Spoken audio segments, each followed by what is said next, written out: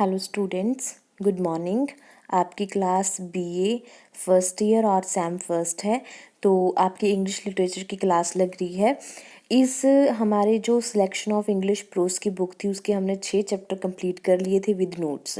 आज मैं आपको 7th चैप्टर है जो एन अपॉलॉजी फॉर आइडलर्स, उनका नोट्स सीधा करवा रही हूँ।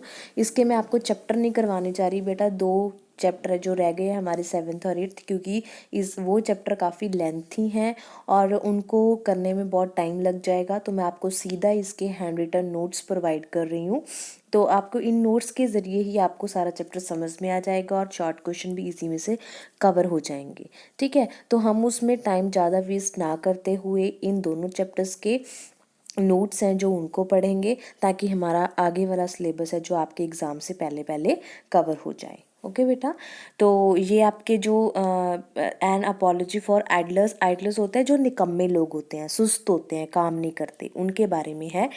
N apology for idler is an essay where in R.L. Stevenson advocates the वीचर्स ऑफ आइडलर्स। उनके जो वो हैं आइडलर के जो अवगुण है, गुण हैं, उनके बारे में बात करता है। He says that idleness provides pleasure and delight. वो कहता है कि आइडलनेस जो सुस्तपन होता है वो क्या देता है, खुशी देता है, provide pleasure and delight. Idleness does not deal in doing nothing. Idleness इस बात के लिए डील नहीं करता कि वो कुछ भी नहीं करेगा, but in doing a great deal not recognised by others. पर ये काम करने की डीलिंग करता है कि वो दूसरों को रिकॉग्नाइज नहीं करेगा। Some people sleep idly on the lawn. कुछ लोग होते हैं जो लॉन में आइडली मतलब सुस्त होके, निकम्मे होके सो जाते हैं। They cover their ears with handkerchief. वो अपने कानों को जो है अपने रुमाल से ढक लेते हैं। And place a glass of whisky near their elbow. और उनकी कोहनी के पास एक विक्सी का गिलास पड़ा होता है। Some people work hard. कुछ लोग बहुत मेहनत करते हैं। And scale a hill tops. और पहाड़ों की ऊंचाइयों को छू लेते हैं। If their work is no recognised they are as good as an idler. अगर उनकी मेहनत को, उनके काम को रिकॉग्नाइज नहीं किया जाएगा तो वो भी क्या होंगे, आइडलर की तरह ही अच्छे होंगे। There is not the slightest doubt that much should be said in favour of diligent. इसका मतलब there is not the slightest doubt, इसमें कोई डाउट नहीं है कि much should be said in favour of diligent, वो डेलीजेंट की favour में होने चाहिए। But still there is something which can be said against. पर अब इसके अगेंस्ट कुछ बात होने जा रही है। That is what the author does in the ऐसे। जो ऑथर ने ये ऐसे लिखा उसके बारे में वो बात कर रहा है कि किसकी वजह से उसको ये ऐसे लिखना पड़ा था। Most of the people like to do things in a better possible way.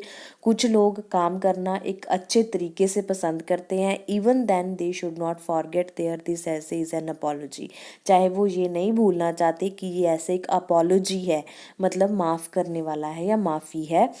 The writer describe diligent. Writer diligent को डिस्क्राइब करता है। People are idle in youth. People जो होते हैं यूथ में, जब यंग होते हैं तो निकम्मे होते हैं। Most of the boys pay so heavy a price to win medals that they begin the life bankrupt.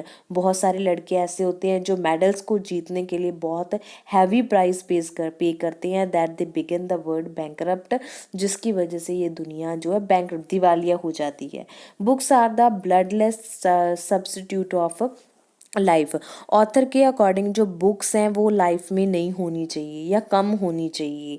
Those who are always busy in studies have no time for thoughts. कहता है कि जो हमेशा किताबों में या स्टडी में उलझे रहते हैं वो कभी उनके पास सोचने के लिए टाइम नहीं होता। A truant is a student. Truant होता है जो क्लास से भाग जाता है। Student who run away from the school he enjoys the pleasure and delight of life. जो स्कूल से भाग जाता है वो क्या इंजॉय करता है, खुशी को इंजॉय करता है। He may go out in the country. वो कंट्री में भी जा सकता है। He may pitch of the lips of lilacs over the stream. वो एक स्ट्रीम, नहर के किनारे फूल लगे हैं उनको तोड़ भी सकता है। And may make pipes to the tunes of water on stone, और वो क्या कर सकता है, स्टोन के ऊपर जहाँ से पानी गुजर रहा है वहाँ पे पाइप भी बना सकता है।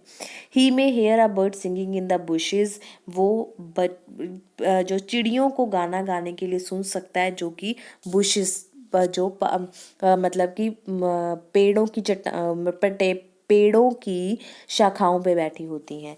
He may look out with new perspectives, वो नए पर्सपेक्टिव्स जो नए नए विचार हैं उनको देख सकता है। Stephen says that a truant gains true knowledge, Steven writer के अकॉर्डिंग जो स्कूल से भागने वाले बच्चे होते हैं वो सच्ची नॉलेज है वो गेन करते हैं, but he is rebuffed by a worldly wise man, he thinks that the boy is just wasting his time, उसको ऐसा लगता है कि जो लड़के बुकों में घुसे रहते हैं, स्टडी करते हैं, वो सिर्फ अपने टाइम को वॉश कर रहे हैं। The wise man prefers bookish knowledge, जो एक अच्छा आदमी है वो बुकिश नॉलेज को प्रेफर करेगा, but he should not forget that all knowledge is at the bottom of well or at the far end of the telescope, पर ये नहीं भूलना चाहिए कि सारी नॉलेज है जो वो कहाँ पे है, टेलीस्कोप में है। A truant has his own philosophy, एक स्कूल से भागने वाले बच्चे की अपनी फिलासफी होती है। He lies by the water to learn a lesson, वो झूठ बोलता है एक लेसन को याद करने के लिए। Which his teacher teach him to call peace और कंटेंटमेंट, जो उसको टीचर पढ़ाती है जिसको वो पीस और कंटेंटमेंट कहती है, शांति का नाम देती है। The philosophy of the torrent is the core reality of life, पर एक टॉरेंट की फिलासफी है, जो स्कूल से भागने वाले बच्चे की फिलासफी होती है वो रियलिटी है लाइफ की, which is just nothing for a worldly wise man, जो कि एक वर्डली वाइज मैन से ज़्यादा कुछ भी नहीं है। R.L. Stevenson then explains true knowledge is, R.L. Stevenson है जो एक सच्ची नॉलेज है उसको एक्सप्लेन करता है। He says that if an intelligent person looks out with his eyes, कहता है कि अगर आप एक इंटेलिजेंट पर्सन की आंखों में देखोगे and listen with his years, और उसके कानों से सुनोगे with a smile on his face, उसके फेस की स्माइल के साथ, he is getting true education, वो एक अच्छी एजुकेशन ले रहा है। It is a better than life of heroic whistles, ये अच्छा है लाइफ में। A person who looks out always acquire warmth and fact of life, a person एक ऐसा person who looks out always acquire warmth and fact of life, वो person हमेशा life से fact और वार्मथ है जो वो एक्वायर करता है। He will understand life in a better way, वो एक लाइफ को अच्छे तरीके से समझता है देन अ बुक वार्म, किताबी कीड़े से ज़्यादा वो समझ सकता है। Book warm is a bundle of diseases, book warm किताबी कीड़ा बनना एक बीमारियों का घर है। Only the torrent is true scholar of the life, जो एक टॉरेंट है वो एक सच्चा स्कॉलर है लाइफ का। A truant has much time at his disposal to maintain health and health is wealth of life, वो ही एक टाइम को मेंटेन करता है अपनी हेल्थ की, और हेल्थ है तो हेल्थ ही क्या है, लाइफ का वेल्थ है। The truant may learn some useful art, truant बच्चा जो होता है वो कुछ यूजफुल आर्ट सीखता है। Book worms are dry and stalker, book worm dry और स्टॉकर होते हैं। They know all about one branch और अनदर, वो सारे एक चीज़ या कोई दूसरी चीज़ सीखते हैं। They are dispensed in all the better and brighter part of life. He may form a large fortune, वो उसको एक नया फ्यूचर देखने को मिलता है, but he remain stupid to the last, पर वो एंड तक क्या रहता है, स्टूपिड ही रहता है, जो बुक वार्म होता है। He does not enjoy life as an idle, वो एक आइडल की तरह लाइफ को इन्जॉय नहीं कर सकता। And idler enjoy life to the least, idle जो होता है वो अपनी लाइफ को बहुत अच्छे से इन्जॉय करता है। He may learn playing a fiddle, वो फिडल को खेलना पसंद करता है। He may know a good cigar, उसको एक अच्छे सिगार के बारे में पता होता है। He may learn to speak with ease and comfort is life, वो बोलना सीख सकता है और एक अपनी लाइफ को बहुत ही आरामदायक ज़िंदगी है जो वो व्यतीत कर सकता है। ठीक है, तो इस तरह जो राइटर है वो एक आइडलर की फेवर में है, उसको लगता है कि एक आइडलर मस्ती से अपनी लाइफ स्पेंड करते हैं, कंफर्टेबल होते हैं अपनी लाइफ में, अच्छी लाइफ व्यतीत कर सकते हैं, उनकी अपनी अलग से फिलॉसफी होती है।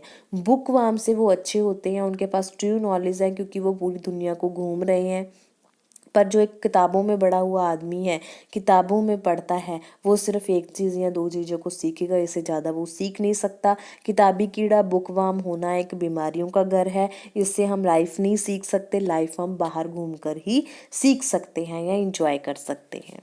ठीक है, तो इस चैप्टर में राइटर ने आइडलर का साइड ली है कि आइडल है जो वो बहुत अच्छे हैं, वो लाइफ को बहुत अच्छे से इंजॉय करते हैं और खुश रहते हैं। ठीक है बेटा, उम्मीद है ये आपको long question and apology for idle समझ में आ गया होगा। अगर फिर भी कोई प्रॉब्लम लगती है तो आप मेरे को कभी भी मैसेज करके पूछ सकते हो। ओके बेटा, नेक्स्ट वीडियो में मैं आपको जो आपका लास्ट चैप्टर है 8 ऑन गोइंग ऑन जर्नी, वो मैं आपको करवाऊंगी। उसका मैं नोट्स ही करवाऊंगी सीधा, ताकि हम अगला सिलेबस कंप्लीट कर सकें। ओके बेटा, okay, have a nice day.